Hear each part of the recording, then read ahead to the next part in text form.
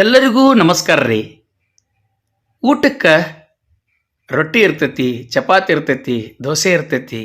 ಹಿಂಗೆ ರೊಟ್ಟಿ, ಚಪಾತಿ, ದೋಸೆ, ಪುರಿ ಜೊತೆ ಪಲ್ಯನೂ ಬೇಕು, ಚಟ್ನಿನೂ ಬೇಕು. ನಮ್ಮ ಉತ್ತರ ಕರ್ನಾಟಕದ ಒಂದು ವಿಶೇಷವಾದಂಥ ಖಾರ ಚಟ್ನಿ ರೆಸಿಪಿನ ನಿಮ್ಗೆ ಇವತ್ತು ತೊಗೊಂಬರಕತ್ತಿದ್ದೀನಿ.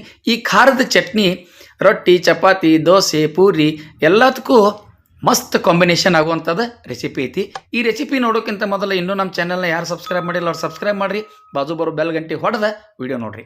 ಇದಕ್ಕೆ ಒಂದು 200 ಗ್ರಾಮ್ ಆಗುವಷ್ಟು ನಾವು ಹಸಿ ಮೆಣಸಿನ್ಕಾಯಿ ತೊಗೊಂಡಿವಿ. ಹಸಿ ಮೆಣಸಿನ್ಕಾಯಿ ಖಾರ ಇದ್ರೆ ಭಾಳ ಚಲೋ. ಇದಕ್ಕೆ ಒಂದು ಕಪ್ ಆಗುವಷ್ಟು ಶೇಂಗಾಕಾಳು ತೊಗೊಂಡಿವ್ರಿ. ಆಮೇಲೆ ಕೊತ್ತಂಬರಿ ಸೊಪ್ಪು, ಕರಿಬೇವು, ಆಮೇಲೆ ಒಂದು 2-3 ಬೆಳ್ಳುಳ್ಳಿ ಸಿಪ್ಪೆ ಸುಲಿದು ಇಟ್ಕೊಂಡಿವಿ. 1 ಚಮಚೆ ಜೀರಿಗೆ ತೊಗೊಂಡಿವಿ.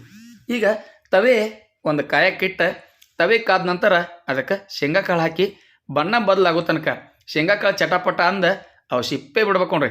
ಅಲ್ಲಿ ತನಕ ನಿಧಾನಕ್ಕೆ ಶೇಂಗಾಕಾಳು ಹುರ್ಕೊಂಡ್ಬಿಡೋದ್ರಿ. ಈಗ ಶೇಂಗಾಕಾಳು ಹುರಿದವು ನಮ್ಮ ಒಂದು ಬಟ್ಲಕ್ಕೆ ಅದನ್ನು ಶಿಫ್ಟ್ ಮಾಡಕತ್ತಿದ್ದೀವಿ. ಈಗ ಮೆಣಸಿನ್ಕಾಯಿ ಇತ್ತಲ್ಲ ಅದ ಕಾದ ತವೆ ಒಳಗೆ ನಾವು ಮೆಣಸಿನ್ಕಾಯಿ ಹಾಕಾಕತ್ತಿದ್ವಿ ನೋಡ್ರಿ. ಹಿಂಗೆ ಮೆಣಸಿನ್ಕಾಯಿ ಹಾಕಿ ಉದ್ದಿರ್ತಾವೆ, ಅದಕ್ಕೆ ಸ್ವಲ್ಪ ಎಣ್ಣೆ ಅಂಟಂಗಿಲ್ಲ. ಅದ್ರ ಸಲುವಾಗಿ ತವೆ ಒಳಗನ ಮುರಿಯಾಕತ್ತಾರೆ ನೋಡ್ರಿ. ಹಿಂಗೆ ಮುರಿದ ನೀವು ಮೊದಲೂ ಕಟ್ ಮಾಡಿ ಇಟ್ಕೋಬೋದು. ಅದಕ್ಕೆ ಒಂದು ಸ್ವಲ್ಪ ಎಣ್ಣೆ ಹಾಕಿ ನಾವು ಅದನ್ನು ಕಣ್ಣು ಬೀಳೋ ತನಕ ಬಾಡಿಸ್ಕೊಳತ್ತವ್ರಿ. ಈಗ ಅದಕ್ಕೆ ಬೆಳ್ಳುಳ್ಳಿ ಹೆಸಳು ಸಿಪ್ಪೆ ಸುಲಿದದ್ದು ಬೆಳ್ಳುಳ್ಳಿ ಇತ್ತಲ್ಲ ಆ ಬೆಳ್ಳುಳ್ಳಿ ಹೆಸಳನ್ನು ಇದಕ್ಕೆ ನಾವು ಸೇರ್ಸಾಕತ್ತಿದ್ದೀವಿ. ಹಿಂಗೆ ಬೆಳ್ಳುಳ್ಳಿ ಹೆಸಳು ಸೇರಿಸಿ ಅದನ್ನು ಒಂದೊಂದು ಇಂಗ್ರೀಡಿಯೆಂಟ್ಸ ಇದಕ್ಕೆ ನಾವು ಸೇರಿಸ್ತಾ ಹೋಗ್ತೀವಿ. ಈಗ ಜೀರಿಗೆ ಹಾಕಿದೆ ನೋಡ್ರಿ. ಜೀರಿಗೆ ಆದ ಕೂಡಲೇ ಕರಿಬೇವಿನ ಸೊಪ್ಪು ಆದ ಕೂಡಲೇ ಕೊತ್ತಂಬರಿ ಒಂದು ಹಾಕೋದು ಉಳ್ದೈತ್ರಿ. ಅದಕ್ಕೆ ಹಿಂಗೆ ಸ್ವಲ್ಪ ಬಾಡಿಸ್ಕೋತ ನಾವು ಒಂದೊಂದು ಇಂಗ್ರೀಡಿಯೆಂಟ್ಸ ಸೇರಿಸ್ಕೊಂತ ಆ ಮೆಣಸಿನ್ಕಾಯಿ ಇತ್ತಲ್ಲ ಮೆಣಸಿನ್ಕಾಯಿಗೆ ಕಣ್ಣು ಬೀಳೋ ತನಕ ಹುರ್ಕೊಂಡ್ಬಿಡೋದ್ರಿ. ಸ್ವಲ್ಪ ಅಲ್ಲೆಲ್ಲೇ ಕಪ್ಪು ಚುಕ್ಕೆ ಬೀಳ್ತಾವ, ಅಲ್ಲಿ ತನಕ ಅದ್ರ ಫ್ಲೇವರ್ ಬರ್ತೈತ್ರಿ. ಈಗ ನೋಡ್ಬೋದು ನೀವು ಕರೆಕ್ಟಾಗಿ ಮೆಣಸಿನ್ಕಾಯಿ ಬೆಂದವು. ಈಗ ಒಂದು ಖಾರು ಕಲ್ಲು ಅಂದ್ರೆ ಕಲ್ಬತ್ತ, ಆ ಕಲ್ಬತ್ತ ತೊಗೊಂಡು ನಾವು ಅದ್ರೊಳಗೆ ಶೇಂಗಾಕಾಳು ಹುರಿದಿಟ್ಟಿದ್ವಲ್ಲ ಆ ಹುರಿದದ್ದು ಶೇಂಗಾಕಾಳು ಇದಕ್ಕೆ ಸೇರಿಸಿಬಿಡೋದು ನೋಡ್ರಿ.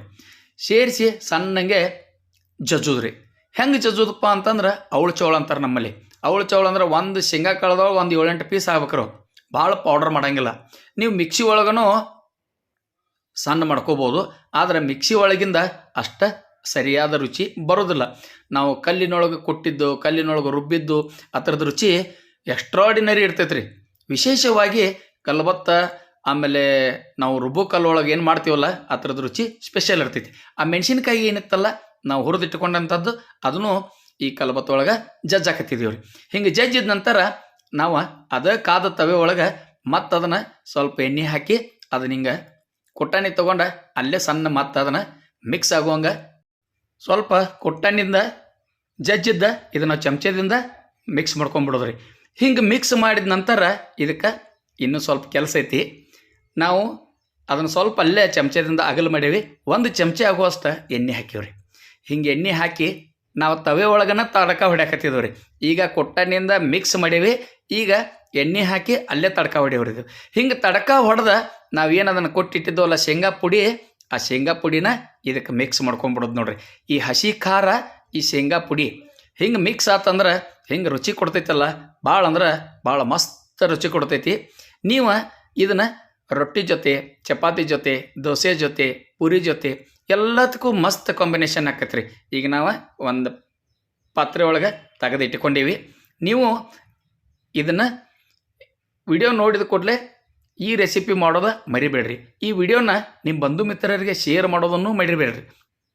ಮತ್ತು ಇದನ್ನು ಮೊಸರು ಜೊತೆ, ತುಪ್ಪದ ಜೊತೆ ತಿಂದ್ರೆ ಭಾಳ ಅಂದ್ರೆ ಭಾಳ ರುಚಿ ಇರ್ತೈತೆ ರೀ.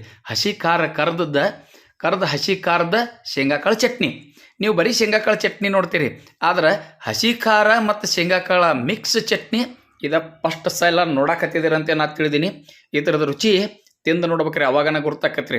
ಭಾಳ ಅಂದ್ರೆ ಭಾಳ ಮಸ್ತ್ ಇರ್ತೈತಿ, ಅಷ್ಟು ರುಚಿಕಟ್ಟಾಗಿರ್ತೈತಿ, ಆರೋಗ್ಯಕ್ಕೂ ಒಳ್ಳೇದೈತ್ರಿ. ಈ ರುಚಿ ನೀವು ಒಂದು ಸಲ ನೋಡ್ರಿ ಅಂದ್ರೆ ಪ್ರತಿ ಸಲ ಇದೇ ಟೈಪ್ ಖಾರ ಮಾಡಿಸ್ಕೊಂಡು ತಿಂತೀರಿ ನೀವು, ಅಷ್ಟು ಭಾರಿ ಐತಿ. ಈ ವಿಡಿಯೋನ ಇಲ್ಲಿ ತನಕ ಸ್ಕಿಪ್ ಮಾಡಲ್ದ ನೋಡಿದ್ದಕ್ಕೆ ನಿಮ್ಮೆಲ್ಲರಿಗೂ ತುಂಬು ಹೃದಯದ ಧನ್ಯವಾದಗಳು.